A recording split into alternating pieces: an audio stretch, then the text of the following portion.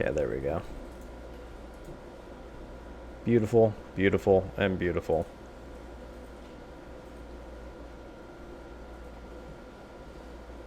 Zoom in on my face.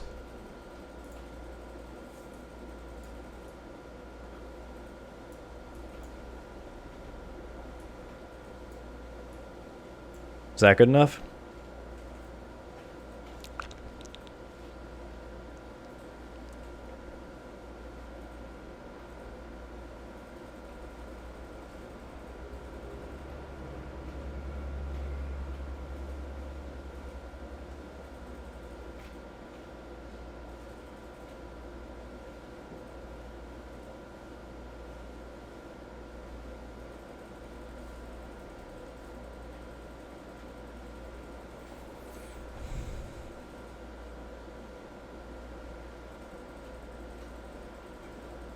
Can anyone else flare their nostrils?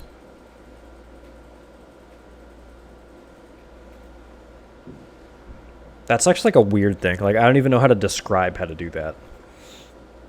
Okay. This is called glisten. So this one's called glisten. The summary. Hitler and Stalin meet for a peace treaty, and yet things go differently than either of them expected. I can't wiggle my ears now. So are you guys ready for this? We're going to have incredibly zoom face ASMR reading. Also, welcome back, Vlad.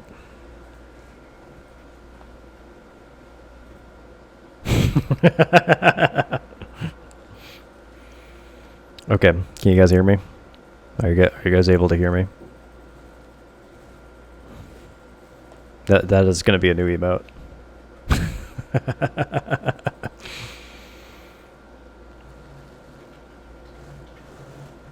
Let me know if the beard ASMR works. Oh shit. Can you guys hear me?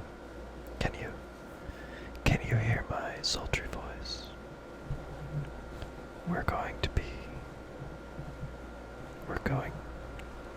to be listening to. This is a Hitler and Stalin fanfic. Thank God I plucked my unibrow today. Notes. I took creative liberties with this bullshit. I decreased their ages and the age difference. Enjoy, you commies. Okay. So it's 3 chapters. If I get banned for this, I'm going to eat someone. Why is one of the contributors Pink Vortex? PK, did you write this? Oh, kudos. Bright, almost imperceptibly mirthful eyes met with cruel mocha, creating tension beyond their differing languages. The two men stood at odds with one another, the height difference becoming increasingly more prevalent with every second that passed. Even though Adolf dwarfed the older man by 3 inches, he couldn't help but suddenly feel very, very minuscule in comparison to the imposing man. He carried the air of royalty, and the stature of the proletariat, his shoulders broad and his wide expanse of his chest imitating Adolf further.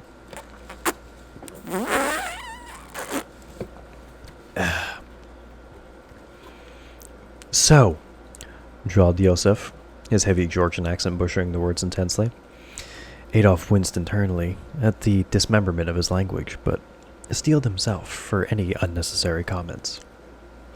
This was a peace talk, after all, not a cabaret. Oh, I'm taking that off. That hurts. Your wish is for me to release my... Fuck, what is a Georgian accent? Actually, I want to hear that. Your wish is for me to release my defense along the western part of the Soviet Union, where Poland is. He pointed impetuously at the map, precisely where Poland was located. It was with his right hand, realized Adolf. His left hand was tucked within the lapel of his heavy winter coat. Exactly. Adolf answered curtly, the edges of his lips curling maliciously. I can't remember what a German accent is. It is of great value that the country of Poland be exterminated immediately. If you do decide to fight alongside me, Comrade Stalin, you could procure the eastern provision of Poland for yourself, and make your nation even larger than it is. Adolf grimaced at the prospect of having to praise this narcissistic communist, but the potential of having to experience the wrath of the Red Army displeases him. Josef appeared to be mulling the proposition over with overwhelming mirth, as if he enjoyed watching Adolf squirm. In response to that, Adolf decided to study him as if he were a test subject, fixing him with a cold stare from his piercing cyan eyes. The man stood at 165 centimeters, weighing about 74 kilograms. His external features betrayed very little about his age, but from what Adolf had heard, he was about 27. Can I zoom in more? Oh yeah, sorry. Here, hold on a second. Sorry about that. Better? A little bit better? Okay. I'm gonna laugh so hard whenever I switch back to PopCam again. Beyond his impeccably groomed facial hair, there was evidence of small, nearly imperceptible marks. Most likely from a rendezvous with smallpox as a child. Also, why is chat not on?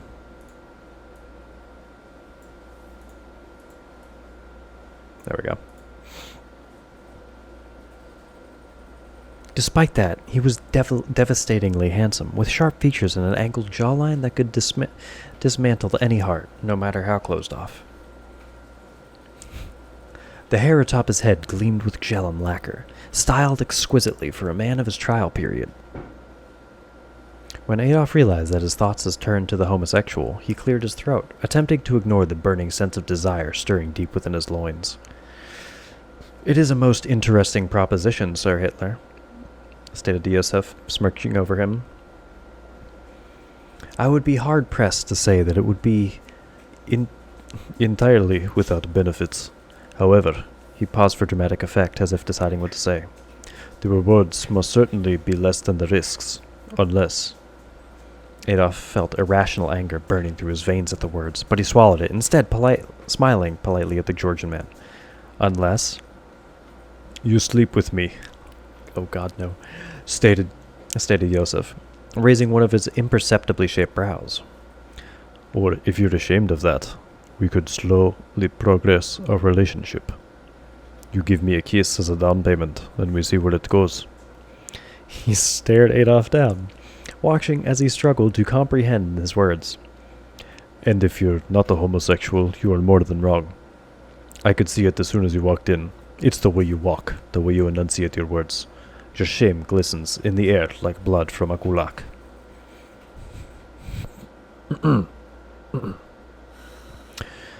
Adolf swallowed once more before grabbing the older man by his ascot. Their lips collided in a mesh of tongue and teeth. A rough blend of passion and rage melted into an inexplicable emotion. When they parted, Adolf was gasping for air, while Josef moved his right hand to his lips, erasing all evidence of the kiss.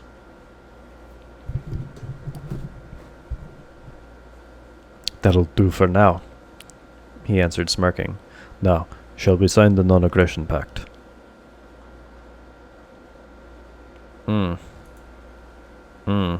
This is not good. Chapter 2. Poison. Notes. Fun fact, I wrote this while sobbing incoherently about a boy, so blame all the shitty fanfic I post on guys.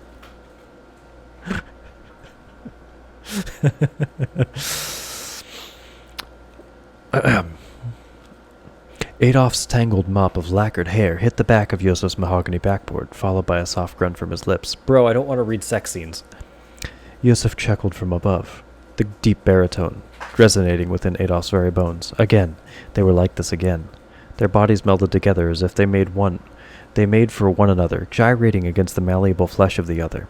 It was primal, uncontrolled, and above all else, sinful. That is, if either one of them believed in sin. Josef was a self-proclaimed atheist, as communists were. Their ideology was a lawless one, so brutal and inherently cruel that the belief in the existence of a god would annihilate every regime created by them. Adolf, on the other hand, recognized Christianity as one of humanity's pathetic attempts to rationalize their decrepit existence, and wished to extinguish its influence on the citizens of Germany. It is a threat to his power, and like his earlier statement on the homosexual population, needed to be controlled and eventually exterminated. I'd like to take a moment, while you're sitting right there, to remind you that I am not a neo-Nazi, nor do I support any type of bigotry. I'm reading this because my community is a bunch of... As Adolf's mind fought through the mind-numbing pleasure, he realized that perhaps he was being a tad hypocritical. He had made it his entire regime to annihilate the sinful. By sinful, he meant people that had no control over their faith or sexual orientation, as those had been decided at birth. Nevertheless, what he was doing, now coupled with his previous liaison with Joseph, was the epitome of homosexual relations. So why did Adolf regard him as an exception? His prejudices forced him to rationalize it as a duty, an obligation to his country. After all, if he didn't, Germany would have to fight a war on both the eastern and western front. What the fuck are they doing across next door? They must be knocking down walls over there. They're probably making love. Adolf winced in pleasure as Joseph stimulated him, feeling his end come soon. His hand, which had been covering his mouth and muffling the sound of his reedy moans, was wrenched away, followed by a gruff demand that he be louder, more vocal. Adolf complied eagerly, perhaps too eagerly for someone who considered their rendezvous strictly professional. His hips, unlike his mind, had no qualms about showing Joseph their appreciation, swiveling and buckling to their heart's content as Joseph brought Adolf to completion. The two collapsed against one another, Joseph's release dripping from the cleft of Adolf's ass.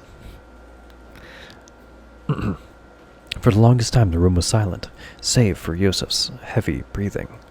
Adolf rested his head against the wide expanse of the Georgian man's chest, collecting his thoughts. His heart knew that his brain refused to admit that he was in love with Joseph, and no amount of shock therapy could rectify that. "So," drawled Joseph, running a hand through his hair, "same time next month." A slow, steady nod, followed by a soft gasp as Joseph captured Adolf's lips with his. Compared to the numerous kisses they shared, it lacked the animalistic desire, and instead held genuine affection. In Adolf's opinion, it was nearly as fulfilling as the actual sex. He knew that the threat of advancing the Soviet army onto German land was merely an excuse to keep seeing him, and that behind the guise of nonchalance genocide, Joseph had a heart. After all, sex without commitment was sin, and Adolf despite sin. Notes: if you liked it, and I hope you didn't, for your sake and mine, kudos are appreciated. What up? My name is Celestial Ludenberg. How you doing? I am so sorry that you stumbled into this. Chapter 3, The End. I'm reading this before I'm actually going to say anything. Okay, yeah. Listen.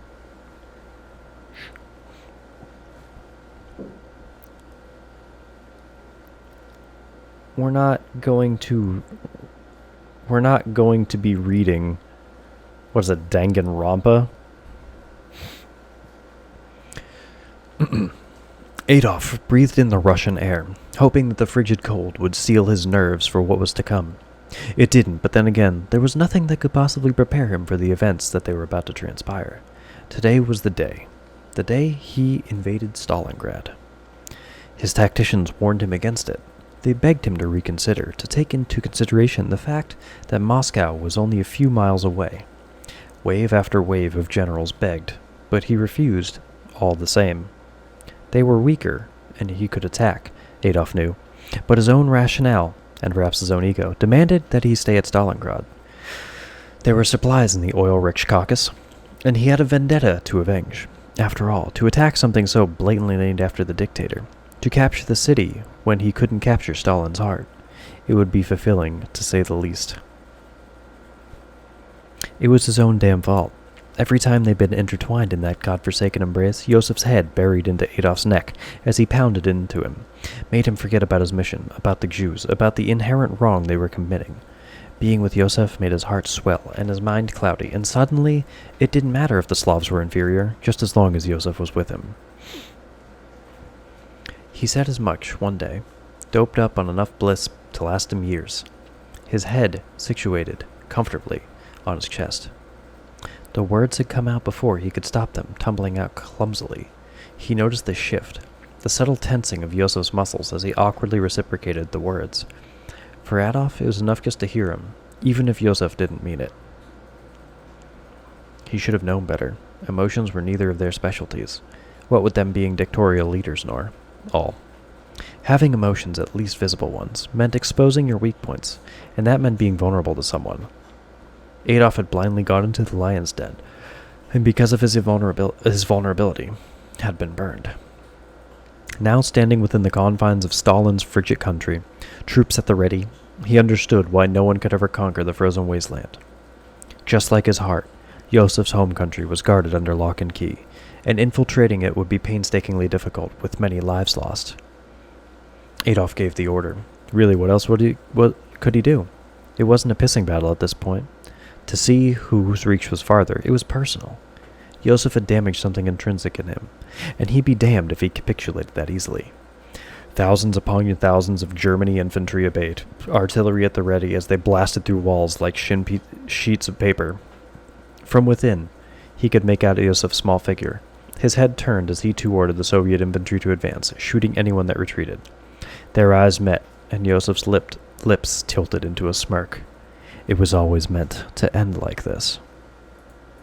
So, that was our fanfic community goal. For anyone who just jumped in, I sincerely apologize. This is not indicative of my community. Yeah. That was different. Very different. The fact that anyone stayed is surprising. Okay. All right. Well, thanks for watching. Listen, girl. Should that go up on YouTube? I don't know about that.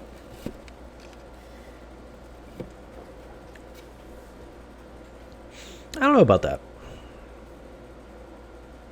But anyways. Ass postles. No, please. Do I want to lose even more subscribers?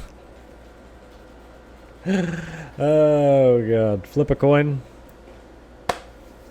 Nothing. Okay. Well, I guess it will stay off. That will be probably put on YouTube in private, and it will never again see the light of day. Just in case I need it for something. I don't know why I would.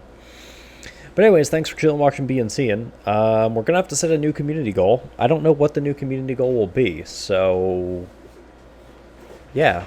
Let me know in Discord if you guys have any ideas. But anyways, thanks for watching. We're probably not going to play that Pokemon game again. They have the right to watch it. Yeah, I guess you're right. Alright. Well, anyways. See ya.